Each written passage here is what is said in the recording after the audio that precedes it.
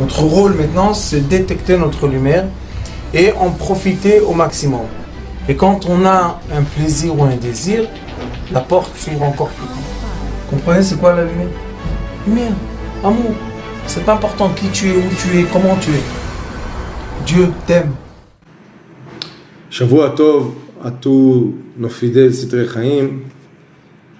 Que Dieu vous bénisse de tout et surtout pour la nouvelle année, qu'on soit tous écrits dans le livre de bonnes choses. Amen. Ken Yehi Ratzon.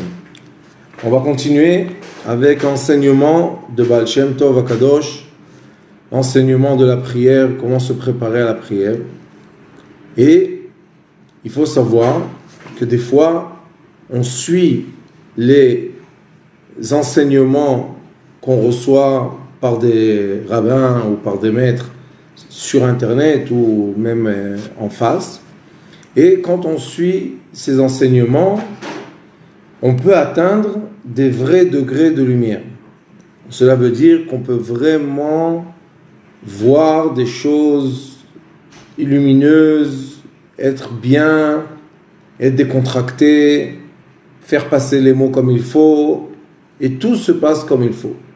Sauf que le Baal Shem Tov HaKadosh nous enseigne qu'il y a un problème. Quel est le problème qu'il y a? C'est le problème de l'orgueil. Cela veut dire que quand je fais ma prière et je me sens bien et je suis, comme on dit en français, zen, j'ai le sentiment d'avoir réussi d'être à ce moment. Et la vérité est que quand on fait la prière, la chose la plus importante qu'il faut faire attention, parce que des fois ça bouge de cette direction, de cette intention, c'est avoir l'humilité devant le divin. Ça veut dire que quand je prie, je dois ressentir que je suis tout petit,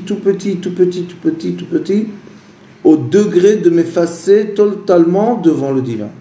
Ça veut dire que je reconnais entièrement mon positionnement d'être tout minuscule et rien du tout. Et à la fois, être capable d'être tout. Ça, c'est un travail qu'une personne doit s'habituer dans la vie. Quand on arrive au degré de méditation, d'être capable de devenir tout petit, ça veut dire que maintenant on est extrêmement grand. Quand on est grand, notre prière arrive très loin. Mais si malheureusement on a juste le sentiment d'être grand, mais on n'a pas à la fois le sentiment d'être tout petit, alors notre prière est prise par le mauvais côté, que Dieu nous en préserve. Alors il est écrit ici, Baal Shem Tov Gila, il nous a dévoilé,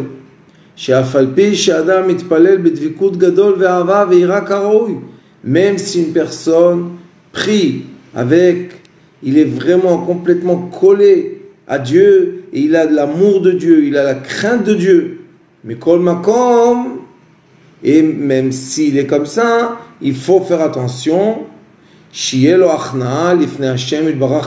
doit faire attention qu'il soit petit et il ait l'humilité devant le divin. C'est un travail, seulement les êtres humains peuvent avoir ce travail. Pourquoi? Parce que l'être humain d'un côté est un homme, un être vivant, donc il prend de la place, il veut de la place. Comme on a encore le mauvais penchant en nous, puisqu'on est vivant, donc on a tous les éléments de l'orgueil et tout ce qui s'ajoute avec ça. Et d'un autre côté, l'âme divine qui est connectée à nous, elle a toujours le sentiment d'être rien du tout devant la lumière éternelle, la lumière de l'infini. C'est deux choses qui se passent à la fois. Et Akadosh Baruch Hu, le maître du monde, lui, son amour, on va dire, sa gloire est qu'un être humain sur terre soit capable en prière méditative, comme on l'enseigne la prière de la lumière, est capable d'un côté atteindre des lumières très très élevées et d'un autre côté, malgré qu'il a atteint les sphères très très très supérieures, au même moment, il est complètement annulé.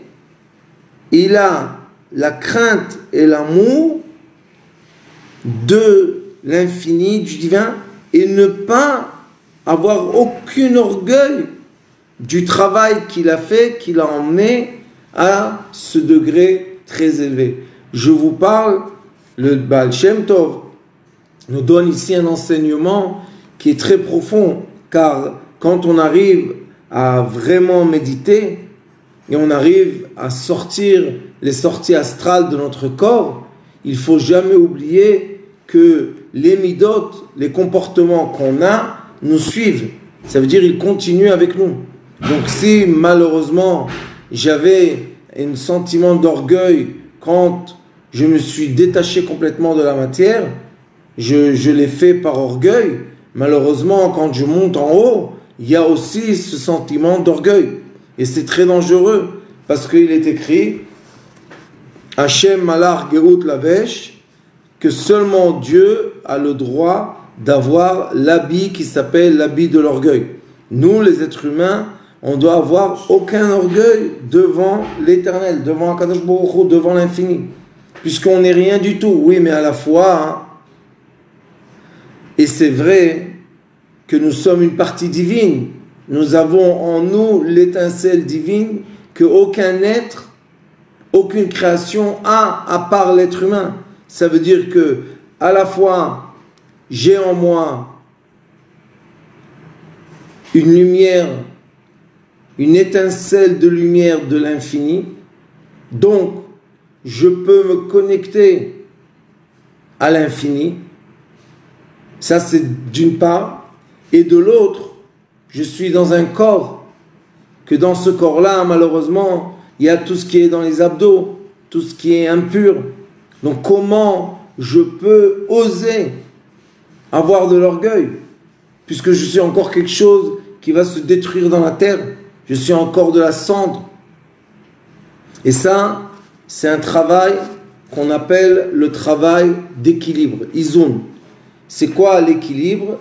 C'est de rentrer exactement dans le point de l'équilibre entre ma partie d'âme, d'infini, et ma partie de corps qui est du fini. Et il dit, le Baal Shem Tov HaKadosh, que malheureusement, si on médite et on atteint des lumières très très fortes supérieures, malheureusement, si on rentre avec un peu d'orgueil, on a tout cassé. Pourquoi ? Parce que l'orgueil appartient seulement à Dieu. Ça veut dire qu'on est rentré dans le royaume et on est devenu, au lieu d'être les amis, on est devenu des ennemis. Pourquoi ? Parce que l'orgueil, c'est une partie qui vient du mauvais penchant.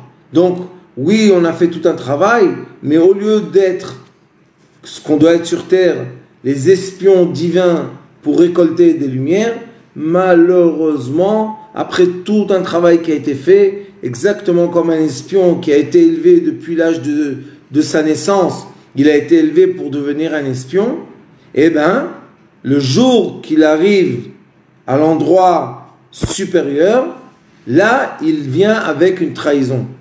Et quand on arrive avec de l'orgueil en haut, dans les prières, malheureusement, on trahit la lumière divine. Ce que je vous dis, ce sont des choses aujourd'hui très, très, très, très fines. C'est vraiment quelque chose qui est...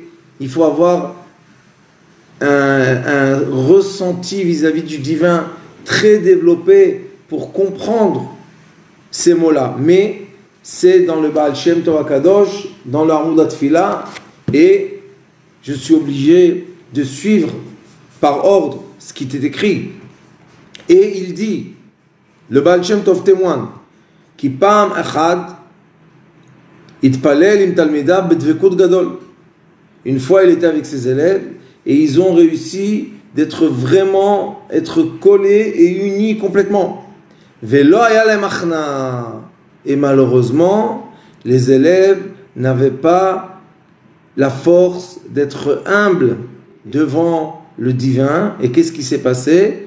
Vaya kitru gadol mimel lemala. Et la prière est devenue malheureusement, au lieu de positive, complètement négative. Rak echad.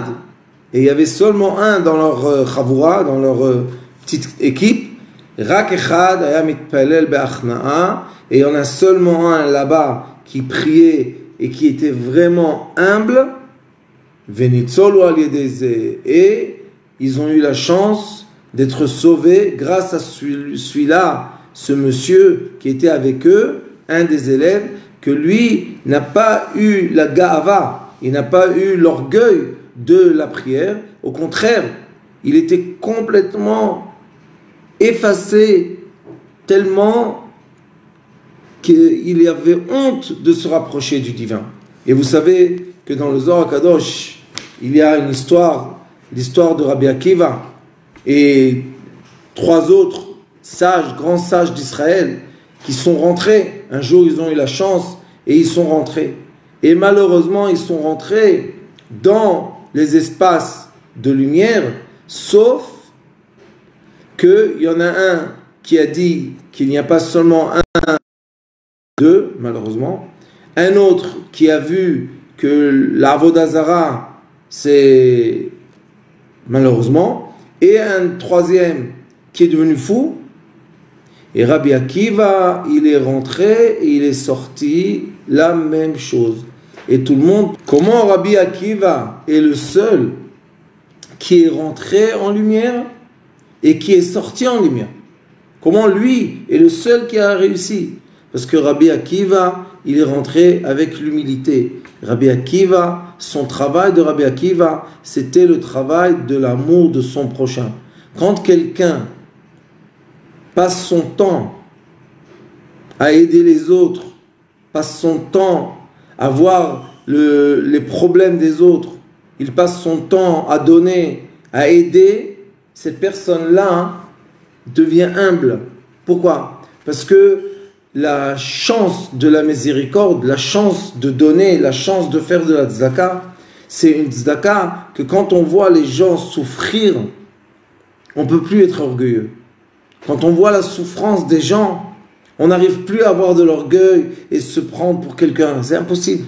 Quand on voit la souffrance des autres, ça nous met dans un point spirituel et matériel qu'on devient tellement petit, tellement petit. Et même si on aide, et on a Baruch Hashem qui aide, il y a des grandes personnes que personne ne les voit, personne ne les connaît, et ils aident, et ils donnent, Baruch Hashem, et ils soutiennent les malheureux, et ceux qui n'ont pas, et ceux qui ont choisi de venir dans ce monde, d'être le côté qui manque, et non pas le côté qui a en plus. Vous savez, c'est un grand travail. Qui fait plus que qui? Celui qui reçoit ou celui qui donne? La Mishnah dit, celui qui reçoit, il fait une mitzvah beaucoup plus grande que celui qui donne. Parce que celui qui donne, s'il n'a pas à qui donner, il reste coincé avec le trop qu'il a. Donc il va le perdre. Mais celui qui reçoit, il permet au flux de la lumière et au flux de la miséricorde de descendre dans ce monde et arroser toutes les plantes, tous les êtres humains qui sont secs et qui ont besoin de cette lumière et de cet argent. Et on voit que quand les gens, par exemple, ont fini d'évacuer un incendie, ou bien ils ont fini de faire un grand travail d'aide, ou bien il y avait une guerre, quand ils sont revenus de la guerre, malgré qu'il y a eu le triomphe et malgré qu'ils ont gagné la guerre, regardez les soldats qui étaient sur le champ de bataille. Ils viennent tous cassés, fatigués, humbles, simples. C'est comme ça qu'ils viennent. Ils ne viennent pas avec de l'orgueil, avec de on a gagné, on a gagné. Qui vient avec l'orgueil? Malheureusement, ce sont les généraux qui n'ont pas vu une balle, qui n'ont pas entendu une balle d'un fusil qui a été tiré. Pourquoi? Parce qu'eux, ils étaient dans les chambres de général et ils ont dirigé la guerre de loin. Et c'est exactement la même chose quand on vient faire la prière. Quand on vient faire la prière, c'est quand on est sorti du champ de bataille. Quel est le champ de bataille? Le corps et l'âme se battent. Le corps veut nous tirer vers le bas, vers la matière, et l'âme veut nous tirer vers le spirituel. Donc il y a une bataille entre les deux. Ça se bat, c'est très très fort. Et après, quand la guerre est finie, maintenant on commence à s'approcher du divin. D'accord? Puisque on a une guerre, on peut appeler ça une guerre, on a un grand débat dans notre conscience quand on veut complètement éteindre le bruit de ce monde et rentrer dans le silence éternel. On a des pensées, on a des sentiments, on a des souvenirs, on a des envies, on veut dire des choses, on a oublié quelque chose, là on veut maintenant, et à ce moment-là, tout de suite on veut parler au téléphone, on a une WhatsApp, Ça, c'est la guerre. C'est la guerre, il n'y a pas de silence. Ça va à droite, à gauche, à droite, à gauche, à droite, à gauche. Mais nous avons aussi la possibilité, avec ce que j'enseigne, ce que vous voyez du Baal Shem Tov HaKadosh, et j'espère que très bientôt on va avoir le premier livret écrit des cours de Baal Shem Tov, et je remercie tous ceux qui ont fait pour ça, Madame Benguigui et toute l'équipe, et famille Maïmon et la famille Shemla. Je remercie tous ceux qui ont fait, qui ont pris les cours, ils les ont transcrits, et avec l'aide de Dieu, vous pouvez les avoir en livré. Comme ça, la personne, quand elle a du temps, elle peut rentrer dans l'explication comment me positionner pour vraiment retrouver le silence interne pour atteindre le silence externe. Mais quand j'ai atteint ce silence extérieur, quand je suis capable de vraiment méditer, ça veut dire que je suis capable d'être collé complètement à la lumière de l'infini, il faut faire attention de n'avoir aucun orgueil de ce moment-là, que vraiment je suis complètement collé au divin. Aucun orgueil. L'orgueil est l'espion. L'orgueil, c'est l'espion qui veut passer à travers nous et rentrer malheureusement dans les sphères supérieures pour détruire. Donc il faut faire très attention. On a à la fois le moment divin de silence et sérénité, mais dans ce moment divin, quel est le message? Qu'est-ce qu'il y a dans la lettre? Quand la lettre va être ouverte en haut, quel est le contenu? Qu'est-ce qu'il y a écrit dedans? Et si malheureusement le tort, le contenu est l'espion et un message de l'espion, malheureusement ça fait du mal dans les cieux et c'est très très grave. Et ça peut vraiment emmener des choses pas bien du tout. C'est pour ça que vous devez faire très attention. Quelle est votre attention quand vous rentrez dans la prière? Si vous rentrez dans la prière après que vous avez été, je ne sais pas quoi, vexé, volé, quelque chose vous a fait du mal et vous avez de la rancune, ou bien vous avez de l'orgueil, vous avez de la haine contre quelqu'un, ou vous avez de la jalousie, toutes les mauvaises midotes, il est écrit dans la Mishnah qu'il faut être 1 heure, Ayush Shoim Sha'achat, 1 heure avant qu'on commence la prière, il faut rentrer dans la sérénité, il faut rentrer dans une étude, et il faut complètement oublier toutes les choses autour de nous qui vont nous distraire. Toutes les distractions, il faut les oublier.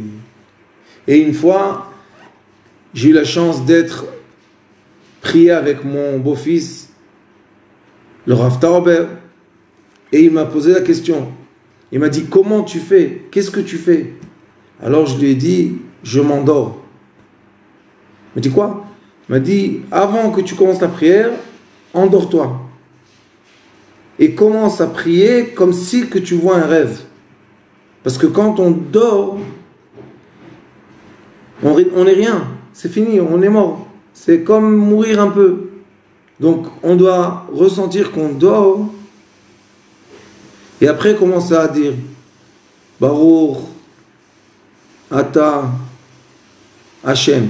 Et si on s'endort bien, on peut même voir les lettres de la prière, voir vraiment les lettres. Le Bet, le Reish, le Vav, le Chaf. Et on voit les mots se défiler un après l'autre. Quand ça se passe de cette façon, on est complètement effacé. Rien du tout. La seule chose qu'on veut, c'est de faire monter dans les cieux les paroles de la prière qui nous ont été données par Anshe Knesset Agdola, par des grands tzadikim, entre la destruction du premier temple et la reconstruction du deuxième temple. Il s'appelle Anshe Knesset Agdola et c'est Ezra Asofer qui les a ramenés. Et eux, ils avaient le roi HaKodesh encore. Ça veut dire que ce sont des gens qui ont eu la présence divine dans leur conscience, qui leur a dit exactement quels sont les mots qu'on doit combiner pour avoir les prières compris. Et quand on dit prière, normalement on dit la prière Shmona Esrei, c'est la prière de la Hamida. Mais la prière est aussi ce que quelqu'un veut exprimer du fond de son cœur. Son cœur veut parler avec le divin. Et on a des fois comme ça dans la vie, sans faire exprès, des discussions internes. On a des discussions internes entières. Des fois ça prend 2 minutes, mais on a parlé des heures. Vous savez, des fois on est dans le métro, hop, on met la tête, et tout d'un coup on a toute une discussion avec le patron, que maintenant on a eu un problème avec lui. On a toute une discussion, et on s'explique, et on répond. Où ça se passe tout ça? Ça, c'est dans le monde divin. Mais aussi quand on a ces discussions internes, on est obligé de faire attention. Ça veut dire on doit être un peu éveillé, on doit faire attention à ce qu'on dit pendant ces moments-là. Quelles sont les paroles? Est-ce que je vais parler du mal du patron? Est-ce que je vais parler du bien du patron? Et c'est pour ça que quand les élèves du Baal Shem Tov ont fait leur prière tous ensemble, ils étaient vraiment collés et unis, mais ils n'avaient pas la force d'être humbles devant le divin. Et c'est pour ça que malheureusement, cette prière-là, s'il n'y avait pas un entre eux, je suis sûr que c'est Baal Shem Tov, qui serait humble, malheureusement, cette énergie se serait renversée sur eux, et ça pouvait être, au lieu d'un moment de grande abondance, ça aurait pu être un moment malheureusement très dangereux.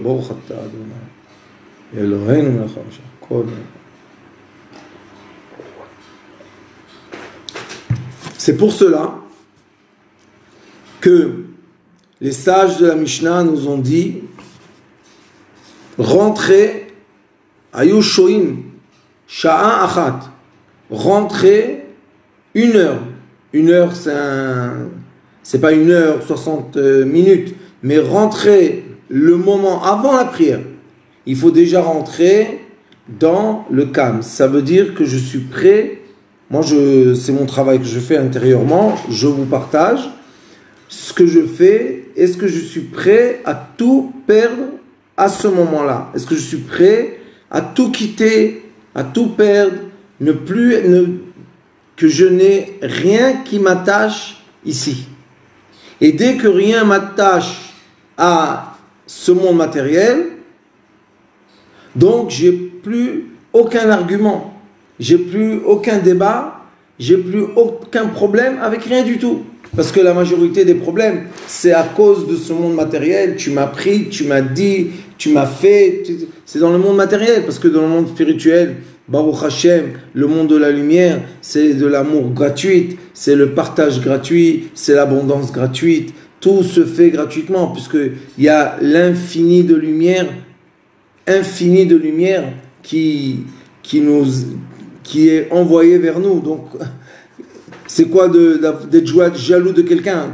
Tu es jaloux de quoi? Il a de la lumière, tu as de la lumière, il n'y a aucun problème. Alors, avec l'aide de Dieu, j'espère que vous allez intégrer ce cours qui est très fin. Les cours deviennent très fins intérieurement. C'est les pensées intérieures, mon positionnement intérieur, que je rentre dans la prière et je suis attaché à rien de ce monde, rien du tout. Et maintenant, je monte en haut et j'exprime juste, je fais le travail de la poste et j'emmène de ce monde au monde supérieur les mots divins qui ont été composés par nos sages Baruch Hashem. Et quand je fais ça, je fais le travail exactement qui est demandé de moi par l'infini Baruch Hashem. Et c'est mon rôle sur terre 120 ans. Je vous remercie beaucoup pour ce cours. Je vous bénis. Que toutes vos prières soient exaucées et que vous voyez dans la matière le taux de lumière, l'abondance de lumière que vous avez emmené avec vous quand vous vous êtes réveillé d'une prière sain et sauf. Merci beaucoup. Shavua Tov, bonne semaine.